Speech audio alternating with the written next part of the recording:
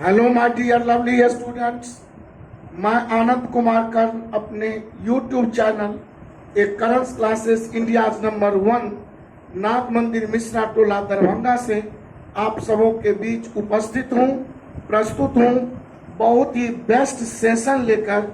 और ये एक ऐसा चैप्टर है जो लगभग आज के युग में किसी भी जनरल कॉम्पिटिशन्स की बात करें तो उसमें इससे एक से लेकर तीन प्रश्न तक पूछे जा रहे हैं।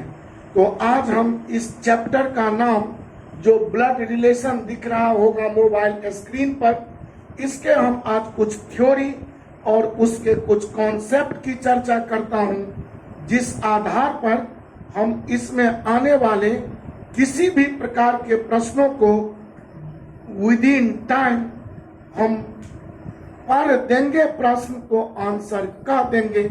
इस सिद्धांत पर हम आपके साथ आज प्रस्तुत कर रहा हूं theory and concept blood relation का। अगर आप हमारे न्यू व्यूअर हो तो आपसे रिक्वेस्ट है कि लाइक और कमेंट करते हुए चैनल को सब्सक्राइब जरूर कर लेंगे, ताकि जो भी न्यू वीडियो मैं अपलोड करूंगा उसका सीधा नोटिफिकेशन आप तक सर्वप्रथम पहुंच जाएगा। तो आइए देखूं ब्लड रिलेशन क्या है और इसमें आने वाले प्रश्नों की प्रकृति, nature of question, mode of question क्या होता है। तो चलिए, ब्लड रिलेशन जैसा कि नाम से स्पष्ट है, रिलेशन का मतलब तो हम सभी समझते हैं कि रिलेशन का मतलब संबंध, रिश्ता, और ब्लड का मतलब हम लोग रक्त या रुधिर समझते हैं।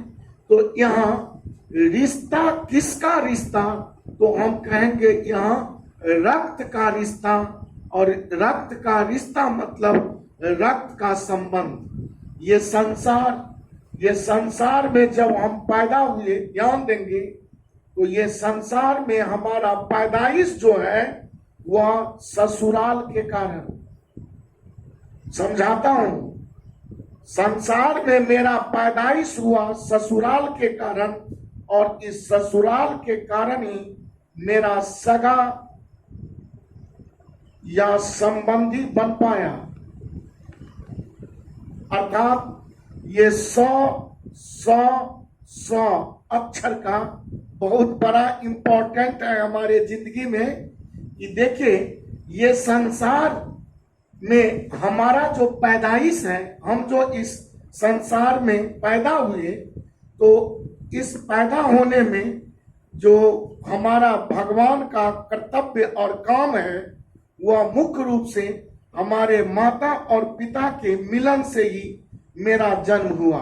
अर्थात माँ का शादी पिता से, पिता का शादी माँ से, तो माँ का मैका जो हुआ, जिसे नैहर बोलते हैं, वो हमारे पिताजी के लिए ससुराल हुआ, समझ रहे होंगे। और हमारे पिताजी का गांव मेरे माँ के लिए ससुराल हुआ। अर्थात ये ससुराल अगर नहीं होता तो हमारे माँ और पिता का मिलन न होता और हमारी पैदाइश न होती, तो फिर सगा और संबंधी का हम अपने लिए चर्च क्या करते। अर्थात पहला जो संबंध हम अपने जिंदगी में समझूं वो हमारे जन्म देने वाले माँ और पिता से। तो मैं जिसका पुत्र हूँ या पुत्री हूँ तो वह मेरे माँ और पिता है। यहीं से तो संबंध की शुरुआत होती है।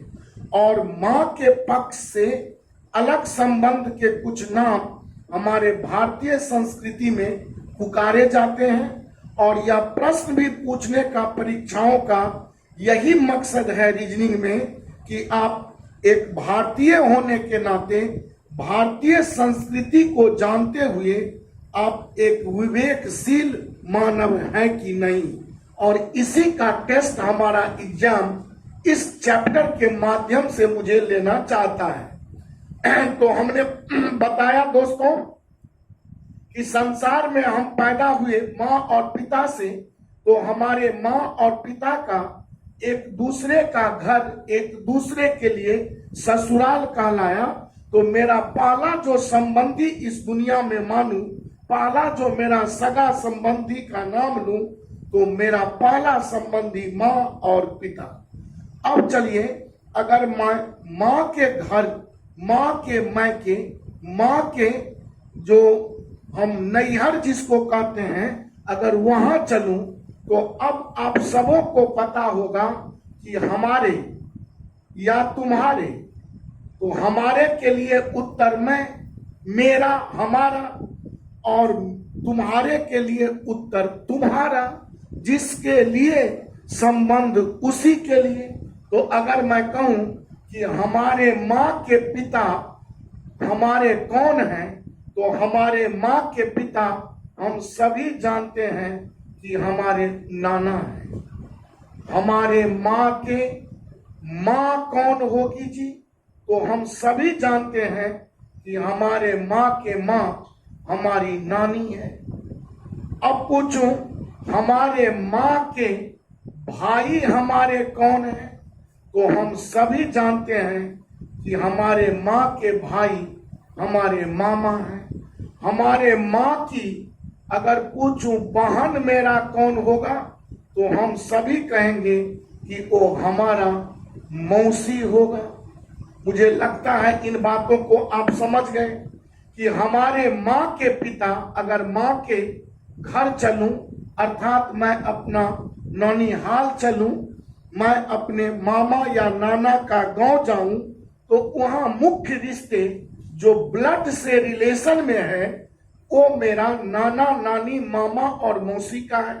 तो हमारे माँ के पिता हमारे नाना, हमारे माँ के पिता तो यहाँ बोलेंगे हमारे नाना, हमारे माँ के माँ तो बोलेंगे हमारा नानी, हमारे माँ के भाई बोलेंगे हमारा मामा, हमारे माँ की बहन बोलेंगे हमारा मौसी।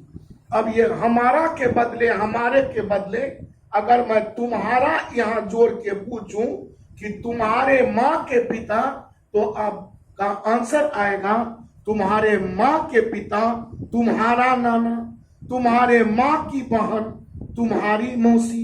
अगर मैं यहाँ तुम्हारे और हमारे हटाकर बोलूं कि एक के माँ के माँ, तो कहेंगे एक के माँ का मतलब एक की नानी। जिसके लिए बोला जाए संबंध उसी के लिए आता है। हमको लगता है इन बातों से आप वाकिफ हो गए होंगे। ये हमारे माँ के पक्ष से आने वाले रिलेशंस थे। अब मैं दोस्तों, अगर आपके साथ मैं थोड़ा एक्टिविटी को आगे बढ़ाऊं, और मेरा जहां नेटिव विलेज, हमारा जहां मातृभूमि है, उसे मैं माँ का ससुराल समझ सकता हूं। हमारा मामा या नाना का गांव हमारे पिताजी के ससुराल हुए। और अगर मैं अपने पिता का पैतृक गांव का चर्चा करूं, तो वो तो हमारे माँ का न ससुराल है। और तब अगर मैं पूछूं कि मेरे पिता के या हमारे पिता के, मेरे पिता के पिता अगर पूछूं, तो आप कहेंगे दादा। और कहेंगे किसका दादा भैया, तो मेरे दादा, मेरे से आया संबंध, इसीलिए मेरे पिता के पिता को हम बोलेंगे मेरे दादा। अगर मैं कहूं कि मेरे पिता के माता या पिता के माँ, तो हम बोलेंगे क्या, मेरे दादी। यहाँ दादी किसका दादी, तो जिसके लिए बोला गया उसी का दादी। मेरे पिता के पिता मेरे दादा, मेरे पिता के माँ बोलेंगे मेरी दादी।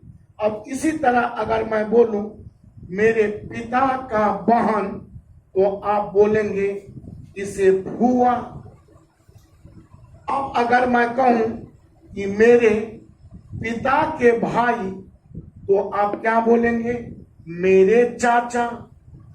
हमको लगता है इन तमाम संबंधों से आप सभी वाकिफ हैं, परिचित हैं। लेकिन मैंने आपको जो शब्द परीक्षाओं में यूज करता है और जिस आधार पर प्रश्न की रचना होती है, उसे मैं समझाने का प्रयास इस चैप्टर में थ्योरेटिकली कर रहा हूं। ताकि आपका कॉन्सेप्ट डेवलप होकर किसी भी प्रश्नों को विद इन टाइम प्रश्न पढ़ देंगे तो आंसर का देंगे। इस सिद्धांत को समझने के लिए अब अगर मैं कहूं यहां पर आपको कि मेरे पिता का इकलौता पुत्र, ध्यान देंगे, मेरे पिता का इकलौता पुत्र। अब यहां पर एक कंफ्यूजन है मेरे दोस्त कि मेरे पिता का इकलौता पुत्र, तो यहां पर मेरे का मतलब जो वक्ता मुंह खोल कर बोल रहा है, जिस स्पीकर के मुंह से ये सेंटेंस निकल रहे हैं, वर्ड्स निकल रहे हैं, उसका आखिर जेंडर क्या है, उसका लिंग क्या है। अब अगर यहां ध्यान देंगे कि मेरे पिता का इकलौता पुत्र, और यहां मेरे में अगर कोई लड़का के मुंह से यह शब्द निकल रहा है कि मेरे पिता का इकलौता पुत्र, और यह बोलने वाला लड़का है, तब तो यह लड़का स्वयं हो जाएगा। हमको लगता है बड़ा मजे में आप समझ रहे होंगे। अगर मैं कहा कि मेरे पिता का इकलौता पुत्र और यह कोई लड़का के मुंह से निकलने वाला वाक्य है, तो इसका मतलब वह लड़का के पिता का इकलौता पुत्र, वह लड़का स्वयं अपनी बारे में बात कर रहा है। हमको लगता है समझ रहे होंगे। अब यही में अगर मैं बोल दूं कि मेरे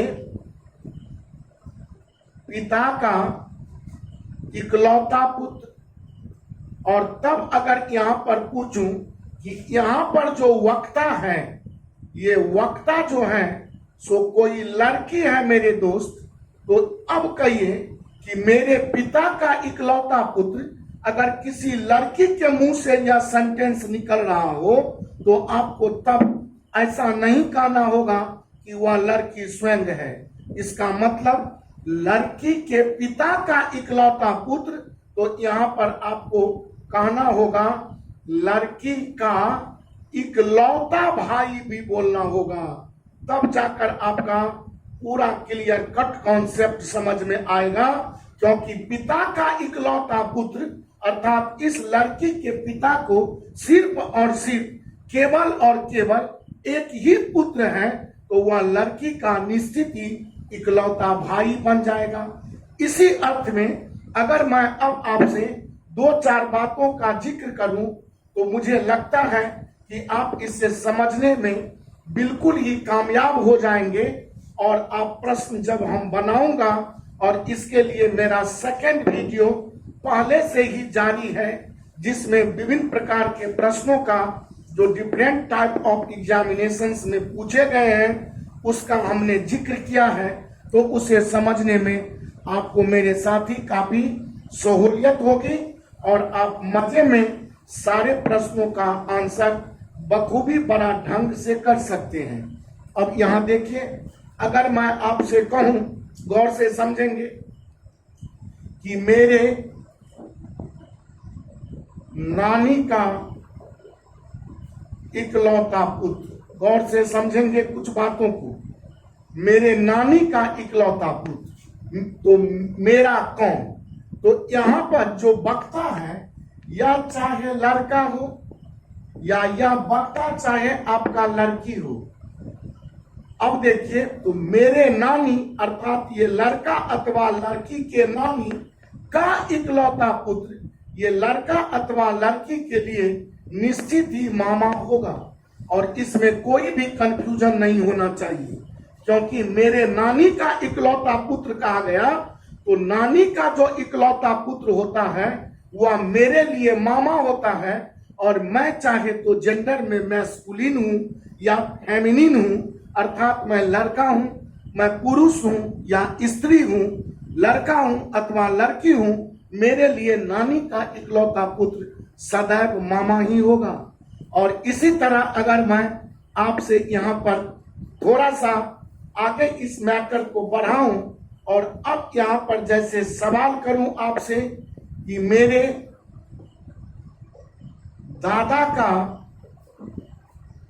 इकलौता पुत्र, मेरे दादा का इकलौता पुत्र, अब यहाँ मेरे में कोई लड़का के मुंह से यह वाक्य निकला हो या किसी लड़की के मुंह से यह वाक्य निकला हो, या मेरे अगर कोई लड़का हो या लड़की हो और तब कहा जाए कि मेरे दादा का इकलौता पुत्र, तो लड़का अगर बोले तो कहेंगे लड़का के दादा का इकलौता पुत्र।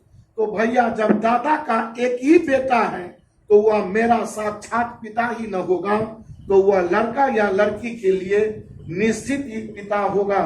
मुझे लगता है इन बातों से आप बिल्कुल एकदम वाकिफ होते हुए पूरे शब्दों के इस संसार को इस संबंध के रूप में आप समझ रहे होंगे। अब थोड़ी सी जानकारी जो मैं प्रश्न बनाने के क्रम में आपसे लूंगा, उस प्रश्न के क्रम में मैं आपको समझाऊं कि अब जब भी आप प्रश्न बनाएं तो सुविधा के अनुसार अगर ये एरो का चिन्ह है और मैं अब एरो का चिन्ह भाई बहन के संबंध को दर्शाने के लिए लिखूंगा तो यह मेरे लिए एक अच्छा बात होगा। भाई अथवा बहन को आपस में दर्शाने के लिए एरो का चिन्ह प्रयुक्त करें। दूसरी बात कि अगर वाइफ हस्बैंड का जोड़ा हो, वाइफ का और हस्बैंड का अगर आप जोड़ा लिखें, पति और पत्नी का जोड़ा, तो इसके लिए आप ऐसा अगर संकेत लें तो इसे समझें कि धोती में चुनरी बंधा हुआ है या लहंगा में हमारा जो है शेरवानी बंधी हुई है और हम दोनों साथ फेरा ले रहे हैं, तो this is the indication of our wife and husband और दिस इज द सिंबल। अब अगर गौर करें तो कुछ हम और थोड़ी सी जानकारी लूं तो पुरुष वर्ग को समझाने के लिए मैं हमेशा पॉजिटिव साइन का यूज करूंगा और स्त्री वर्ग को समझाने के लिए मैं हमेशा निगेटिव साइन का यूज करूंगा। और अब इस आधार पर एक प्रश्न तो हमने आपको वाक्य की रचना पर समझाया और एक प्रश्न मेरा दूसरा टाइप बनता है और वह दूसरा टाइप प्रश्न बनता है क्या, तो वह generation to generation. Generation to generation का मतलब समझे कि अगर गौर करेंगे जेनरेशन टू जेनरेशन में अगर मैं आपसे 3 पीढ़ी का 3 जेनरेशन का बात करूं और यहाँ पर हम और आप हैं, हम और आप हैं, तो हम और आप अगर आपस में भाई हैं बहन हैं, कैसा भाई बहन, तो हम आप हो सकते हैं सगे भाई बहन, हम आप हो सकते हैं चचेरे भाई बहन, ममेरे भाई बहन, फुफेरे भाई बहन, मौसेरे भाई बहन, इतने सारे भाई बहन हम आप हो सकते हैं। तो हमारे आपके ऊपर का जेनरेशन अगर मैं अपने को लास्ट पीढ़ी लास्ट जेनरेशन अपने को अभी समझ लूं तो हमारे आपसे जो ऊपर का जेनरेशन है वह मेरे साथी समझेंगे उस जेनरेशन का स्थान हमारे माता का, हमारे पिता का, हमारे चाचा का, हमारे चाची का, हमारे मामा का, हमारे मौसी का, हमारे फुआ का, हमारे फुफ्फी का, यह रिलेशन मेरा आएगा। मुझे लगता है कि आप सब समझ रहे होंगे। हमारे आपके ऊपर का जो रिलेशन है जेनरेशन में वह हमारे आपके लिए माता पिता, चाचा चाची, मामा, यहाँ समझ ले मामा की पत्नी मामी, मौसा की पत्नी समझेंगे बाबू मौसी, फुआ की पत्नी समझेंगे फूफी। ऐसा रिलेशन हमारे आपसे ऊपर का जेनरेशन में होगा और इससे अगर ऊपर का जेनरेशन में चलूं तो हमारे और आपके यहाँ पर जो रिलेशन आ सकता है वो दादा दादी का अथवा नाना नानी का, और इसके अलावे अगर इससे ऊपर का जेनरेशन चलूं, क्योंकि ये इनमें से किसी का भी नाम अगर ले लीजिए तो इनके लिए ये ऊपर के दादा और नाना या तो पिता हैं या तो माता हैं। जैसे मेरे माता के लिए अगर मैं अपनी बात करूं तो मेरे माता का अगर पिता चुनूं तो मेरे माता के पिता कह सकते हैं मेरे नाना जी हैं, मेरे पिता के पिता अगर देखूं तो ऊपर के जनरेशन में दादाजी हैं। हमारे आपके चाचा के पिता लूं तो वो भी दादाजी हैं। हमारे आपके चाची का अगर पिता ले लूं तो वो भी हमारे दादा हैं। हमारे आपके अगर मामा या हमारे आपके मामा का अगर पिता ले लूं तो वो हमारे नाना हैं। हमारे आपके मौसा का अगर मौसी का तब हम मातृपक्ष तक पहुंच जाएंगे। मेरा मौसा फिर मौसी के रिलेशन से मौसा का निर्माण जब होगा तो वहां फिर मौसा के खानदान जाना होगा। और ऐसे प्रश्नों की रचना हमारे ब्लड रिलेशन में नहीं आती। मैं मौसी तक सीमित रहूंगा और मौसी के दूल्हा मौसा तक सीमित रहूंगा और मौसा जी के परिवार माने मौसा जी के पिताजी के नजदीक या मौसा जी के खानदान में प्रवेश करके मैं कोई भी ब्लड रिलेशन का क्वेश्चन न लूंगा, न आज तक परीक्षा में आया है। मैं अपनी फुआ जो हमारे पिता की बहन है तो मेरे पिता की बहन का जो पिता होगा वो मेरा दादा होगा। मेरे पिता के बहन का जो दूल्हा होगा फुआ, वो फुआ के खानदान से फिर मेरा कोई लेना देना नहीं है। हमको लगता है इन मैटर को आप समझ गए। दूसरी बात, अब इस पर मैं एक प्रश्न की रचना आपके लिए तुरंत कर देता हूं और वह प्रश्न आपके मोबाइल स्क्रीन पर देखिए कि आपके मोबाइल स्क्रीन पर वो प्रश्न ये रहा और प्रश्न आपको दिख गया होगा। देखिए कि अब इस प्रश्न को हम किस प्रकार हल करेंगे। This question belongs to your generation to generation. मैं अभी अभी समझाया पुरुष वर्ग को या मेन को हम प्लस इंडिकेट सिंबल लेंगे और स्त्रियों के लिए हम माइनस का इंडिकेशन लेंगे। अब गौर से समझेंगे। प्रश्न है कि ए बी की बहन है तो आप कुछ ना करेंगे। ए बी की बहन है, ध्यान देंगे तो ए बहन है बी की, तो अपने मन से बी को ए का भाई मत बना दीजिएगा। अगर मैं कहूं कि पी पत्नी है क्यू की, तो पी अगर क्यू की पत्नी होगा तो हर हाल में क्यू पी का पति होगा ही, तब तो यह पुरुष हो जाएगा। लेकिन अगर मैं किसी का भाई हूं तो वह किसी या वह कोई मेरा भाई भी अथवा बहन भी हो सकती है या सकता है। तो इस स्थिति में आप समझें कि प्रश्न था कि ए बी की बहन है तो यहां तक आपने समाप्त किया।